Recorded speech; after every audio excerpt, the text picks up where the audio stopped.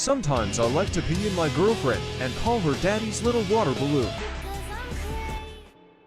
Vampdaddyevil is an adult man pushing 30 who built an online identity by leaning into the exact accusations that most people would run from. Grooming jokes, age play, ownership fantasies, missing ex-girlfriend lore, stalking charges, screenshots where he openly admits to manipulating teenagers and calls it a process. And when the backlash came, he didn't retreat. He doubled down, smiled into the camera, and told everyone they were just jealous of him. I want to hear how your voice sounds when you scream my name. Are you planning on f***ing me or murdering me? Whatever makes me come faster. This is the same person who publicly said he views an 18-year-old girl not as a girlfriend, but as a daughter and a pet. The same person who admitted he waited for a teenager's birthday so he could immediately buy her explicit content. The same guy who posted videos implying police questioning over a missing ex, then followed it up with jokes about dismemberment, dolls in pieces, and never being found. And somehow, none of that slowed him down. It became part of his brand. If you think this is just edgy humor or rage bait, that excuse collapses the moment you see the private messages. Messages where he brags about grooming. Messages where he weaponizes self, trauma, and fear. Messages where he threatens to show up at someone's home. Messages where he says being kind is just a setup before the real damage begins. What makes this story hard to look away from is not just how far it goes, but how openly it happens.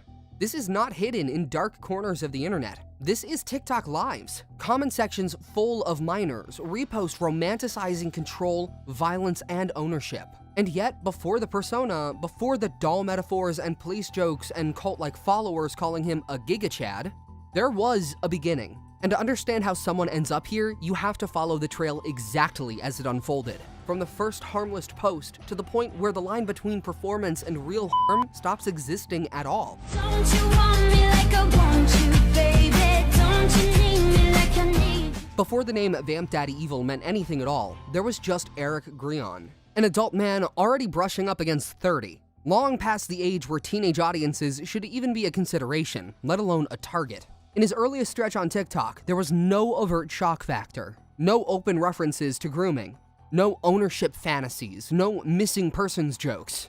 What existed instead was a fairly standard online persona that could have gone unnoticed entirely. His page was built around fitness and self-image, gym clips, lifting videos, shirtless angles, the kind of content designed to frame discipline and physical dominance. Alongside that ran a heavy goth and emo aesthetic, dark clothing, alternative styling, metal industrial vibes, and the familiar language of the alt subculture. He positioned himself as a part of that scene, someone hardened, misunderstood, edgy but still palatable. At this stage, the content was not especially controversial, it was performative, but nothing really alarming. Mixed into his early era were posts referencing a brief battle with cancer. These were quieter, more vulnerable uploads that invited sympathy and concern. They helped humanize him and gave his audience a reason to see him as someone who'd suffered. Someone who had survived something serious. It's important to note this phrase, because it establishes contrast. The account was not born in chaos. It was not immediately hostile or civilized. It was the kind of page that could have stayed in the lane of fitness motivation, alternative culture, and personal resilience, and all that normal stuff. This is what makes the later shift hard to reconcile with, because Eric started from a place of relative normalcy, with an audience that was growing slowly and organically. The foundation was already there. By early to mid-2023, the tone of Eric's online presence began to change in a noticeable and deliberate way. The fitness clips and alternative aesthetics were still there, but they were no longer the point.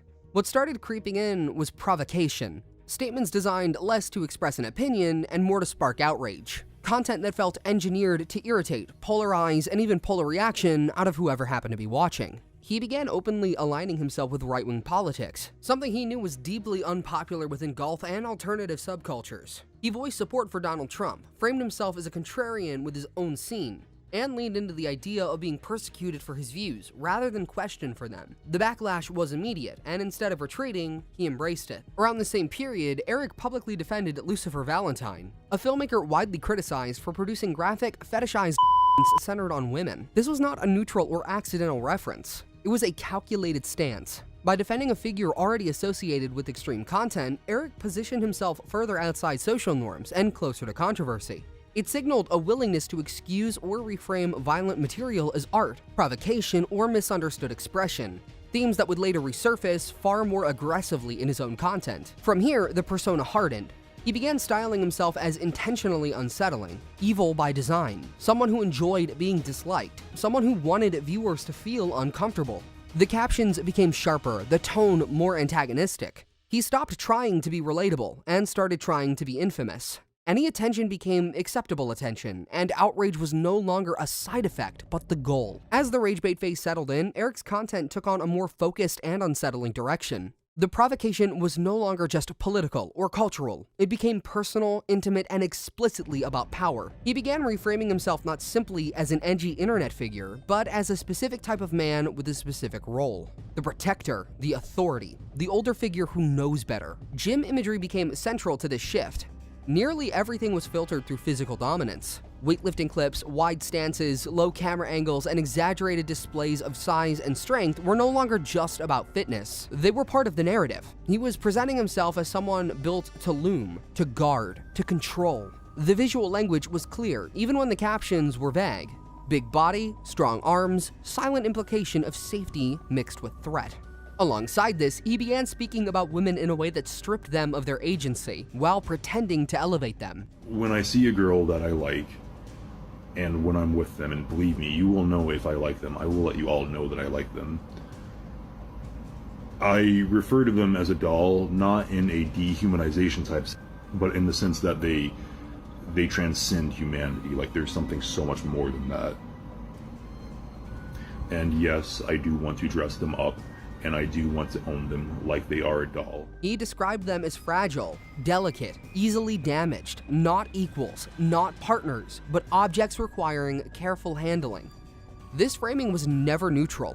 Fragility became justification. If someone is breakable, then ownership becomes protection. What made this phase particularly effective for engagement was how it blended attraction with unease. He openly enforced DDLG dynamics and spoke about attraction to littles without hesitation, framing it as a preference rather than a warning sign. This was not a slip of the tongue or an isolated comment. It was a recurring theme, repeated across videos, captions, and responses, woven directly into how he describes relationships and desire. He attempted to sanitize the framing by borrowing therapeutic language, insisting that these dynamics were misunderstood or misrepresented. But the way he spoke out about partners told a different story. He's into age play, a cheater, and so much more. I'll send you a link to the thread his ex made about him. I've literally never cheated. Whenever pushback surfaced, Eric defaulted to a familiar defense. He claimed that none of this was dehumanizing. He insisted that calling someone a doll or a pet was a form of affection, that ownership was symbolic, that control was mutual. But these explanations collapsed under the weight of his own words. He did not speak about partnership. He spoke about possession. One person above, one person below. I know you belong to some. One comment even hinted that he definitely had a crime documentary in his future. Here before the crime documentary, the contradiction sat at the center of everything he said. He denied stripping humanity away while repeatedly doing exactly that. He framed dependency as romance, submission as safety, infantilization as care, and crucially, he placed himself in the role of authority, protector, and decision-maker, while casting others as smaller, quieter, and easier to shape. This was no longer just edgelord behavior. It was a worldview, one where intimacy required imbalance, where closeness depended on control, and where youth and vulnerability were not incidental traits, but desired ones. By this point, the mask was not slipping, it was being removed on purpose. The moment Eric crossed from niche controversy into widespread scrutiny was this post set to the song Little Girls by Oingo Boingo. In a now deleted post, he uploaded a series of images paired with that audio, and it immediately became his most viral piece of content to date. The song choice was deliberate, especially given his already public fixation on age play and DDLG themes. Initially, instead of deleting the post or disengaging, Eric leaned into the attention. He uploaded a response stating, "I'm not going to groom any of you." Yeah, so I didn't expect this video to for photos to blow up. My seconds in already messed up. So I didn't expect these photos to really blow up or get the attention they did. I appreciate it, don't get me wrong, but I'm sorry, I'm not actually in the minds. I'm not going to groom any of you, and I know that sounds crazy to say, like, I'm sorry I'm not going to groom you, but I'm seriously getting so many comments like this, like, I'm sorry guys, to know, Vampdaddyevil, I think he's still a thing. The phrasing alone raised more questions than it answered. Most people do not feel compelled to publicly announce that they are not going to commit serious wrongdoings. The statement did not reassure, it amplified concern, and rather than letting the issue fade, he continued to address it directly, again and again. Each response pulled more eyes to the situation. Each attempt at clarification reopened the conversation. He framed himself as misunderstood, as unfairly targeted, as someone being accused simply for existing loudly online. But the repeated focus on grooming discourse, especially when paired with his prior content, only deepened suspicion. Instead of distancing himself from the allegations, he centered them. He made them part of the narrative. As his audience grew, a consistent pattern began to emerge around money and emotional leverage. Eric openly posted about sending cash to girls online, framing it as generosity or care. He referred to it as spoiling women, presenting himself as a benefactor who rewards affection and attention, and submission. Screenshots and videos showed him bragging about transferring money, reinforcing the image of himself as someone willing to bankroll people who stayed close to him. This was not framed as casual gifting. It was positioned as access. He leaned into the idea of being an ATM for fans, a provider who could step in when others could not. The subtext was clear. Financial support was tied to emotional proximity, loyalty, and compliance. It was another way to establish dependency. The makeup of his audience made this more troubling. His comment sections and reposts were filled with girls openly identifying as mentally unwell, unstable, or struggling. Many were visibly young, some underage, others just barely legal. Instead of discouraging this demographic, he appeared to cultivate it. He interacted with them, validated them, and amplified content that leaned into vulnerability and distress.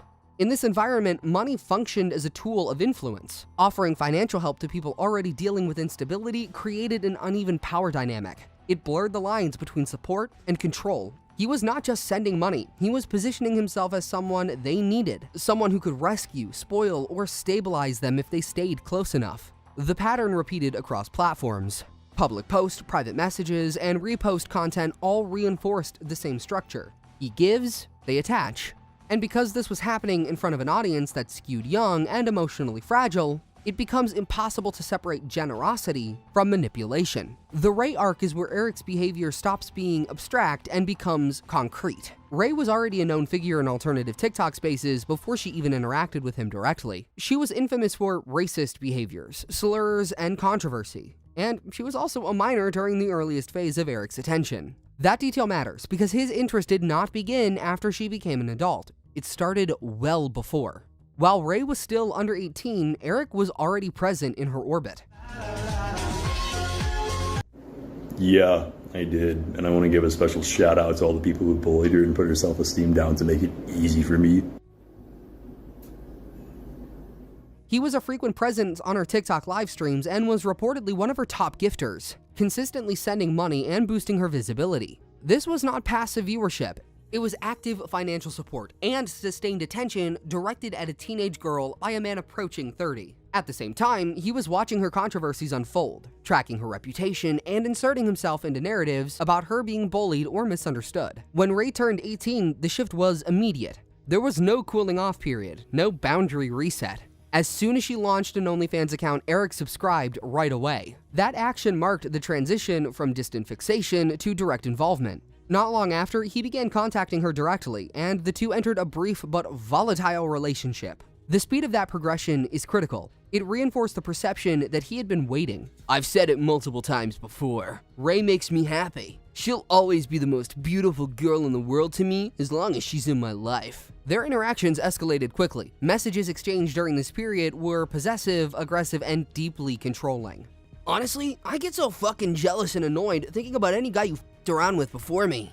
I'm better than Landon, Kevin, Joey, Dredd, etc. Look at me. I'm a god compared to them. They didn't even come close to me. They didn't even compare to me. And I get annoyed thinking about the guys who you because I want to go further and harder than any other guy. He framed himself as someone who knew better than her, someone entitled to guide, mold, and dominate her. He expressed jealousy over her past, resentment that other men had access to her before him, and anger that he was not the first to exert influence over her. At multiple points, he described his behavior towards her as intentional and strategic, presenting kindness as a temporary mask rather than genuine care. The private messages exchanged during the Ray situation removed any remaining ambiguity about intent. In leaked private messages, Eric does not merely flirt or posture. He explicitly frames his behavior as grooming. I want to mark you. I want to have my name on you. I want to own you completely. Not even gonna lie, I'm jealous because I want to have been the one to groom you. I'm grooming you now, in a way. He acknowledges that she'd been groomed before and expresses resentment that other men reached her first. Rather than seeing that history as harm, he treats it as competition. He positions himself as the one who should have been there to shape her, guide her, and control her from the beginning. In these messages, he repeatedly asserts dominance and ownership. He tells her that he will own her entirely. He speaks as though her autonomy is temporary and conditional. Sexual language is woven directly into control, with coercive undertones that blur consent into obligation. He drifts between praise and degradation, alternating reassurance with insults, calling her stupid enough to be into the dynamic he's proposing. He also weaponizes her mental health against her. Her history of self-harm, emotional instability, and past trauma are not treated as vulnerabilities to protect. You remember what happened last time you tried moving on with another guy, right? What happened every time? They can't handle you. You get hurt. You harm yourself. You have to watch your world crumble down again and again. I'm different. You don't fight with me. I calm you down. I stay with you no matter how bad it is. I take care of you. You need me, Ray. Be a good girl for me. How many more times do you need to get hurt until you realize that? Besides, you don't really want to watch me go balls deep into another woman, do you? He references her lowest moments to argue that she needs him, that others will always fail her, and that resistance only leads to more pain. He frames himself as the only stable option while simultaneously destabilizing her sense of self. One of the most alarming elements of these messages is the inclusion of her home address. Tell me if the address is right. I want to spoil my little girl. Let me f***ing spoil you. I'm better than anyone you've ever had, and I'm going to own you entirely. Stop f***ing around. If you don't tell me whether or not that's right, I'm going to get mad. He drops it into conversation and demands confirmation, tying his emotional state to her response. Even when phrased casually, the act of referencing where she lives introduces fear and pressure into an already unequal dynamic. The relationship deteriorated just as fast as it began. Ray eventually blocked him, cutting off direct contact. Eric responded publicly, not by backing away, but by reframing the dynamic in even more disturbing terms. Go ahead and talk about the whole Ray situation. There seems to be a lot of anger, disdain, and misinformation going around everywhere. So I want to go ahead and clear this up. I do not view Ray as a girlfriend. I view her more like a daughter. I view her more like a pet. I really hope this can go ahead and clear some things up for you guys. He claimed that she was never a girlfriend at all, but rather something closer to a daughter or pet. Instead of distancing himself from the implications, he leaned into them. This arc crystallized patterns that had been visible earlier, but were easier to dismiss when abstract. Ray was not an isolated incident. She was simply the first case where the timeline, the age gap, the money, and the language all line up in a way that could not be ignored. He follows with this post, meant to sound reassuring, but lands as unsettling. He insists that she's not in trouble. He says Daddy is not mad. It's okay that you blocked me. I know you didn't mean it. You're not in trouble. Daddy isn't mad at you. He's right here when you're ready. He frames her absence as temporary, implying that she'll come back when she's ready. There's no acknowledgement of boundaries, no acceptance of rejection, only the assumption that distance is a phase. The story is rewritten in a way that preserves his sense of authority and ownership, rather than respecting her choice to leave. Stalking is not an allegation that exists on the margin of Eric's story. It's something that he openly talks about, repeatedly and without shame. Across multiple posts, he references having several stalking charges, recounts court experiences, and alludes to restraining orders issued against him. These are not framed as regrets or consequences. They are treated casually, almost like milestones. Woven into his online persona is proof of how extreme and misunderstood he claims to be. Rather than distancing himself from this history, he leans into it. He jokes about going to court. He mocks the legal system. He implies that restraining orders are signs of unfinished business rather than boundaries. In doing so, he reframes legal protection as romantic ambiguity. This posture turns stalking into a kind of hobby, something to brag about, something to bait reactions. He uses it as rage bait, knowing that references to legal trouble, obsession, and pursuit will draw engagement. The seriousness of his behavior is stripped away and replaced with sarcasm and provocation. But the underlying actions do not disappear simply because they are joked about. The pattern escalates with his fixation on another TikTok figure, known as Dagger. This obsession mirrors earlier dynamics, but takes on a more theatrical and unsettling form. Eric begins posting videos featuring framed photographs of Dagger that are visibly stained with questionable substances. He films himself asking for advice on how to clean the frames, treating the situation as bizarre humor while refusing to explain how they became dirty in the first place. According to Dagger, the behavior extended far beyond online posts. Dagger alleged that Eric stalked him directly and escalated harassment by mailing broken doll parts to his grandmother. The use of dolls is significant. It ties into Eric's repeated metaphors about ownership, disposal, and control. And it introduces a symbolic layer that feels deliberately threatening. Sending dismembered doll parts to a family member is a message. What stands out in both the Ray situation and the Dagger fixation is consistency. The same elements repeat: obsession, refusal to respect boundaries, doubling down when ignored. Eric dares people to take him seriously and then mocks them when they do. By this point in the timeline, stalking is no longer an accusation made by critics. It's a behavior he normalized within his own narrative. Something he references, reenacts, and trivializes, even as the consequences pile up. His next would be on Kaye, the flower girl, and it follows the same structure as earlier arcs. Kaye was significantly younger than Eric, and already known online for instability, financial struggle, and relying on the internet donations to survive.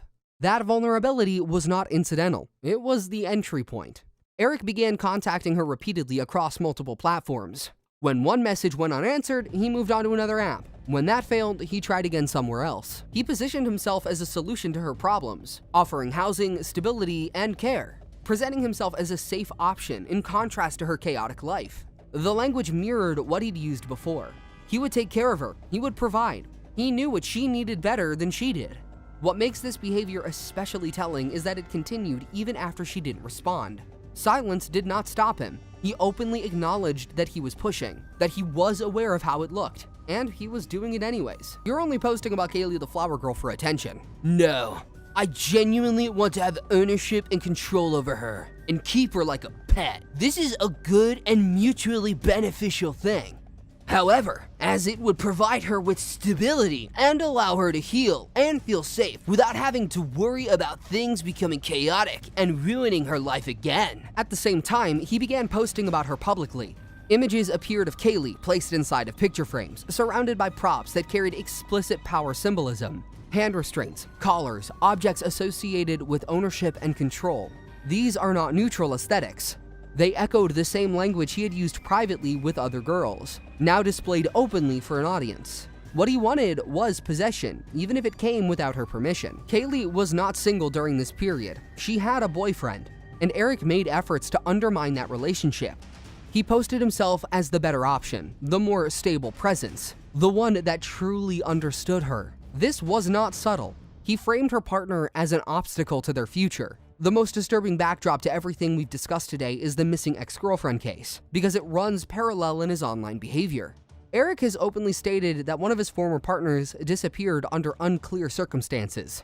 According to him, police questioned him about her disappearance, and he acknowledged he was one of the last people she was around before she went missing. He publicly claimed that investigators advised him, through legal counsel, to reduce or stop his online activity while the situation was being looked into. Instead of treating this as a serious and sobering moment, he turned it into content. Thank you to all the people who support me and think that I'm hot.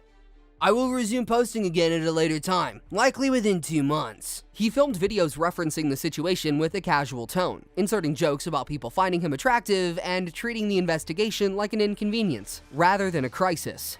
Even while insisting he had nothing to do with the disappearance, he framed himself as adjacent to it in a way that kept attention on him. The gravity of a missing person was flattened into another storyline in his feed. What matters most is what happened next. He did not stay offline. He did not step back for months. Roughly 12 days after claiming he'd been advised to stop posting, he returned to TikTok anyways. There was no visible pause for reflection, no change in tone, no attempt to disengage from controversy. Rather than distancing himself from young women or power-charged dynamics, he shifted directly into content centered on Ray.